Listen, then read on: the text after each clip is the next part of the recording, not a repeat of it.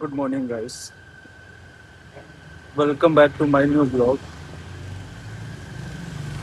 Guys एक line है जो कि मैं अपनी लाइफ में स्ट्रांगली अप्लाई करता हूँ कि मुझे चाहिए कोई मेरे जैसा, किसी बेहतर से मेरी बनती नहीं। तो इस इन दो लाइनों को मैं बहुत स्ट्रांगली अप्लाई करता हूँ अपनी लाइफ में, क्योंकि मैं हर किसी से नहीं घुलता मिलता। मेरा और मुझे लोगों के साथ घुलने मिलने में टाइम लगता है। मैं नहीं जल्दी किसी से घुल मिल पाता। तो ये थोड़ा सा सबसे बड़ा एक प्रॉब्लम भी है और सबसे अच्छी चीज़ भी है कि आप जब जब किसी से ज़्यादा जब भी घुलते मिलते नहीं हो, तो एक अच्छी चीज़ भी होती है कि हाँ, लोग सामने वाले इंसान आपको समझने में थोड़ा टाइम ले। और दूसरा एक ये भी है कि आपसे लोग दूर भी रहते हैं।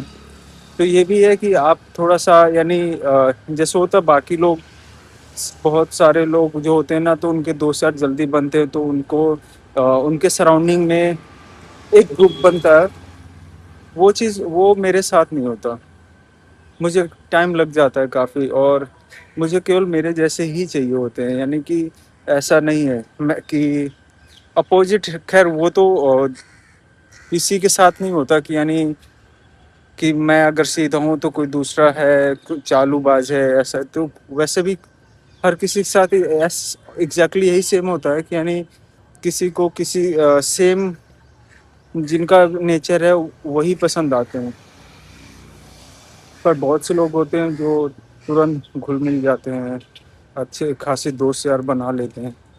पर मेरे साथ ऐसा नहीं है। तो मैं आपको एक इंसिडेंट बताता हूँ, मैं अभी हाल ही का, कि मुझे एक सीबीआई की तरफ से नोटिस आया कि उसमें नोटिस पे ऐसा कुछ लिखा नहीं था, बस ये था कि आपको आना है पूछताछ के लिए 7 दिन के अंदर।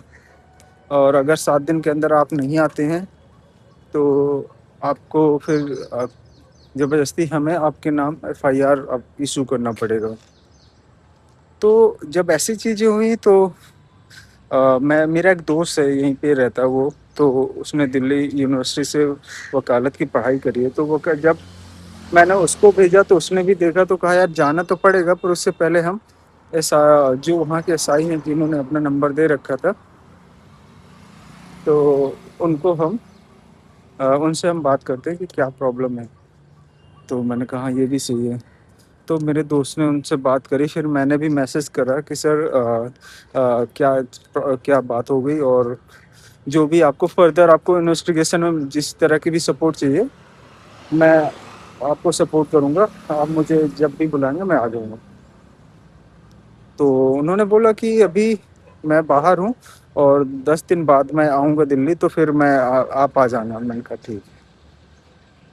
क्योंकि मेरा दोस्त जो है वो सिविल वकील है, और मेरा मुझे जो नोटिस आया था, फिर उसके बाद जब मेरे दोस्त ने एफआईआर निकाली, तो उस पे मालूम चला कि कोई दिल्ली का ही है, पर वो रहने वाला बंगाल का था, दिल्ली पे रहता था, और वो फौज में था। तो उसके साथ 12 लाख का 12.5 लाख का फ्रॉड हुआ है, और वो भी 2022 में। तो जब 2022 में फ्रॉड हुआ, तो अब ये था, उसमें उसने कई सारे नंबर मेंशन कर रखे थे कि इन नंबरों के थ्रू मेरे साथ फ्रॉड हुआ है। तो हम सब ने आइडेंटिफाई करा कि वो सारे नंबर कहीं मुझसे लिंक तो नहीं है, या फिर मेरा कहीं कोई नंबर है तो नहीं। हमने सारी चीज़ें देखी। तो नाम के अकॉर्डिंग एफआईआर नहीं था, पर सस्पेक्टेड में था। अब मुझे इसको समझ में नहीं आया, ना मेरे दोस्तों को समझ में आया। मेरा बचपन का दोस्त जो था उसने एफआईआर इसी ये सारी चीज़ें निकाली कि उसमें कहीं से भी कुछ मेरा लिंक नहीं आ रहा था। पर मुझे ये समझ में नहीं आ रहा था कि मुझे भेजा क्यों गया है नोटिस। तो ये सारी चीज़ें रही। उसके बाद हमने फिर ये था कि अब सिविल का वकील मैं हूँ, पर हमें क्रिमिनल वकील चाहिए। तो उसने अपने किसी सीनियर के माध्यम से क्रिमिनल वकील का कांटेक्ट किया, उससे बात बात करी। तो वकील, देखो मेरा जो दोस्त है वकीलों का काम ही होता है, क्योंकि अगर वो ये सारे धंधे में अगर ये सारी चीज़ें पेशा है उनका, अगर वो थोड़ा-सा चापलूसी या चालाकी नहीं करेंगे तो उनका धंधा फिर उनके धंधे में ऐसा कुछ है नहीं कि कोई फिक्स सैलरी टाइप सा हो कि जो उनको आता हो। तो वो उनका कमाई का ज़रिया ही वैसा है, इधर-उधर से पैसे बनाना। तो मेरे दोस्त ने तो सारी चीज़ें मुझे बता दी थी कि यार ऐसा-ऐसा है और तुम थोड़ा हिसाब से और अपने आप को जितना हो सके उस वकील के सामने गरीब दिखाना, क्योंकि क्योंकि उसे मालूम है, क्योंकि वो उस पेशे में है, तो उसको मालूम है कि वो कैसे पैसा लूटते हैं अपने क्लाइंट से। तो मुझे उसने पहले ही सारी चीज़ें बता दी थी। तो जब ये सारी चीज़ें हुई तो मैं वकील से मिलने गया। वकील ने भी उधर एसआई से, तो उनका अब जो क्रिमिनल वकील है तो ज़ाहिर-सी बात है उनका आपस में थोड़ी बहुत जान-पहचान हर पुलिस में वालों से होती है और क्रिमिनल साइबर क्राइम वालों से होती है। तो उसने बातचीत करी, फिर उसने मुझे बताया कि मैंने बात किया हुआ है और इस दिन उससे मिलना है, आप आ जाना 30 हज़ारी कोर्ट और वहाँ से हम चल लेंगे। मैंने कहा ठीक है। अब मैं जिस दिन हमारा मिलने का था तो मैं उस दिन गया, मैं शांति से बैठा उसके रूम में जाके बैठा। क्लाइंट जो 30 हज़ारी कोर्ट में उनको जो लिए थे क्वार्टर में, वहाँ से फिर वो अब मुझसे पूछने लगे कि चाय नाश्ता कुछ करोगे? तो कहीं न कहीं मेरे दिमाग में एक ये चीज़ें चल रही थी कि मैं चाय नाश्ता करूँगा, ये बिल बना देंगे मेरा तगड़ा-सा। तो मैंने कहा नहीं, मैं सब करके आया हूँ। बस आप फ्री हो जाओ, फिर हम चल एसआई से मिलने चलें। तो उसने मुझे बहुत बार अप्रोच करा कि कुछ खा पी लो, पर मेरे दोस्त ने पहले मुझे बता दिया था कि ऐसी-ऐसी चीज़ें होंगी और तुम्हें सतर्क रहना और अपने आप को जितना हो सके गरीब बताना है, लाचार बताना है कि सर बहुत गरीब हूँ और ऐसा-ऐसा है, मैं परेशान हूँ बहुत।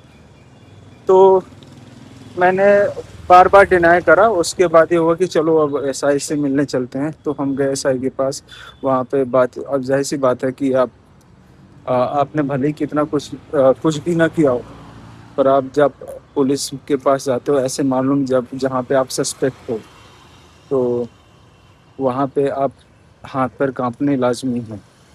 तो मेरे हाथ काँप रहे थे, तो वहाँ पे गए तो वहाँ पे पुलिस वालों ने बोला कि आप अपना आईडी प्रूफ़, कुछ पैन कार्ड, आधार कार्ड दिखाइए।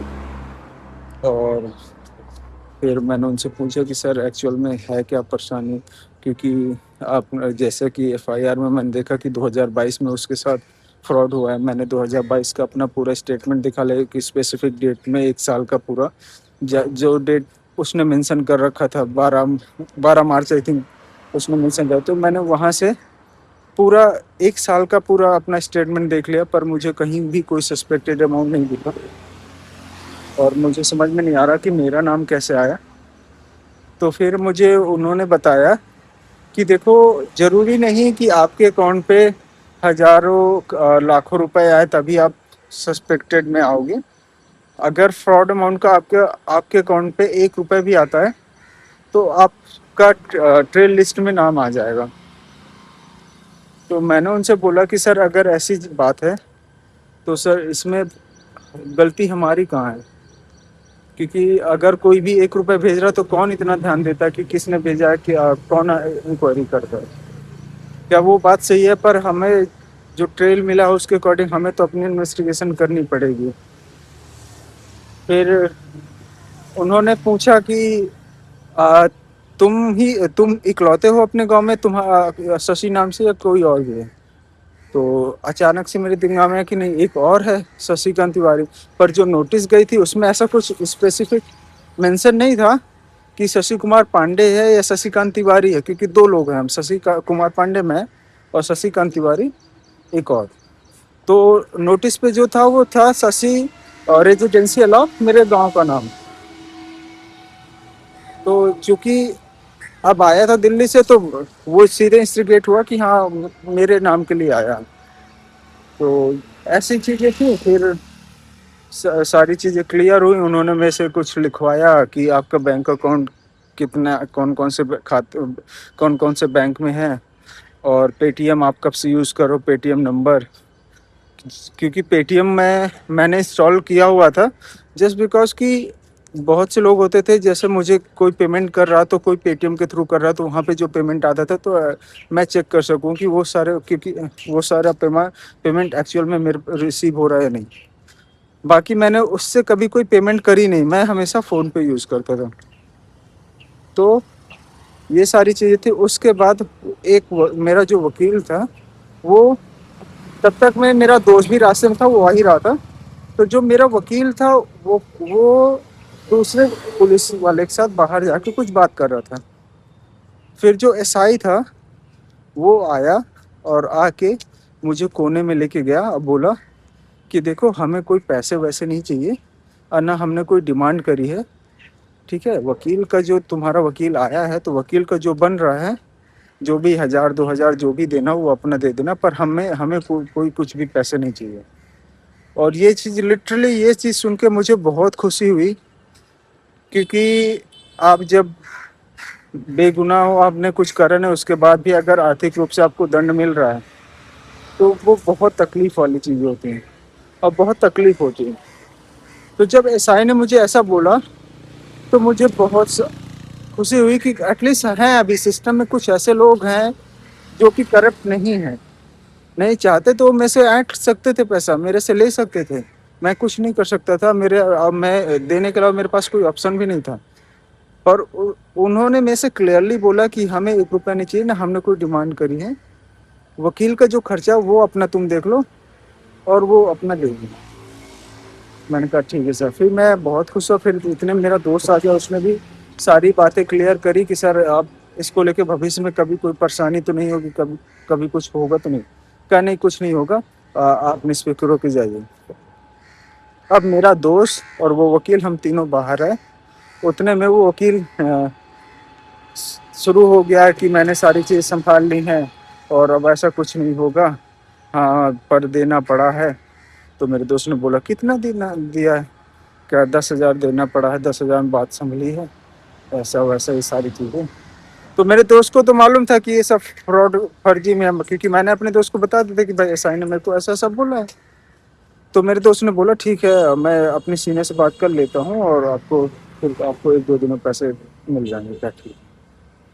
अब उसके बाद मेरे दोस्त ने अपने सीनियर से बात करी कि सर ऐसा ऐसा है, और सारी बातें बताई, और फिर बोला कि बताओ ये 10,000 रुपये मांग रहे हैं। यानी कि अगर एसआई मेरे दोस्त से डायरेक्ट ना बोलता कि भाई हमें कुछ भी नहीं चाहिए, ना हमने कोई डिमांड करा, तो समझ में आता कि भाई हाँ चलो दिया होगा, या फिर आप एसआई से कोऑर्डिनेट अच्छे से आप अपना करते, ठीक है। पर एसआई से आपने कुछ कोऑर्डिनेट कर नहीं करा, एसआई ने मेरे दोस्त से डायरेक्टली बोल दिया कि भाई हमने कोई डिमांड नहीं करी, ना हमें चाहिए, तो आप 10,000 किस चीज़ का मांग रहे हो। मेरे दोस्त ने बोला कि भाई 2 से 2,500 मैं आपको दिला सकता हूँ, 10,000 तो नहीं दिला पाऊँगा। तो मेरे दोस्त ने फिर मुझे बोला कि मैंने ऐसा ऐसा बोला है, देखो क्या आता है रिस्पॉन्स। और जब उसके बाद आया रिस्पॉन्स, तो उन्होंने फिर बाद में और ऑलमोस्ट 1 महीने बाद वो मुझे मैसेज करते जा रहा था कि भाई पैसे कब दोगे, कब तक में दोगे। तो हमने मैंने फिर कुछ रिस्पॉन्स नहीं किया। मैंने दोस्त को बोला कि यार उसका मैसेज आ रहा है। फिर ऑलमोस्ट 1 महीने बाद फिर उस मेरे दोस्त ने फ़ोन करा कि यार उसको 2,500 भेज दो। फिर मैंने 2,500 भेजा और बात ख़त्म हुई। तो चीज़ें ये हैं कि आप कभी कभी आपके पास ऐसी मुसीबत आ जाती है कि आपने जो चीज़ करी नहीं है। अब सोचो कि 2,500 भी मुझे देने पड़े, जबकि ये चीज़ें चाहते तो मैं और मेरे दोस्त चले जाते, हम लोग सॉर्ट आउट कर लेते। पर प्रॉब्लम ये थी कि हमें एग्जैक्ट नहीं चीज़ें क्लियर थी। मेरा दोस्त सिविल का था और उसको क्रिमिनल का इतना कुछ आइडिया ना था नहीं। तो मेरे दोस्त को इतना कुछ मालूम नहीं था कि अब वो डाउट में था कि कहीं उन्होंने बिठा लिया या जेल में डाल दिया तो फिर क्या करेंगे। तो इस वजह से तो वो 2,500 जाने का गम नहीं था मुझे, पर खुशी मुझे इस चीज़ की थी कि सिस्टम में अभी भी हैं ऐसे लोग जो करप्ट नहीं है, जो जेन्युइन काम कर रहे हैं, जो आपको अगर आपने कुछ ऐसी चीज़ें नहीं करी हैं, तो डेफ़िनेटली वो सपोर्ट कर रहे हैं आपको। वो आपके साथ रहेंगे। तो ऐसी चीज़ें हुई तो मैं आपको यही चीज़ समझा रहा हूँ कि लाइफ में हमने मेरे जो एक्सपीरियंस रहे हैं तो उसके अकॉर्डिंग अब ऐसी कभी भी कोई भी परेशानी आती है ना तो और आसानी से मैं टैकल कर सकता हूँ मुझे।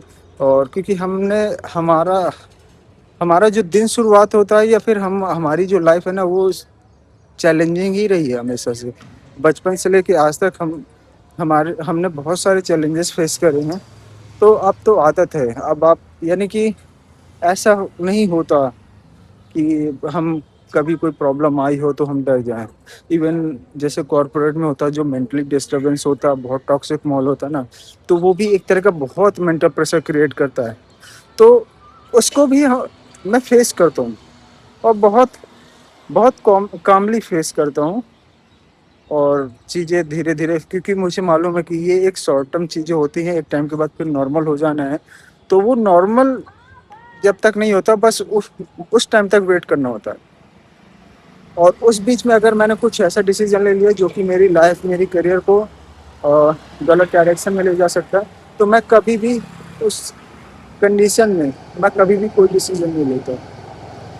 तो कहने का मतलब ये है कि आप जब भी आप प्रॉब्लम में हैं या आप सॉरी या फिर आप मेंटली डिस्टर्ब हैं, तो कभी भी आप कोई भी ऐसा डिसीज़न ना लें जिसकी वज़ह से आपकी लाइफ़ का डायरेक्शन चेंज हो जाए या आपकी लाइफ़ में उतार-चढ़ाव आ जाए। क्योंकि बाद में जब चीज़ें सही हो जाती हैं ना, तो ये सारी चीज़ें आपको बहुत रिग्रेट कराती हैं और आप आपको बहुत पछताना पड़ सकता है।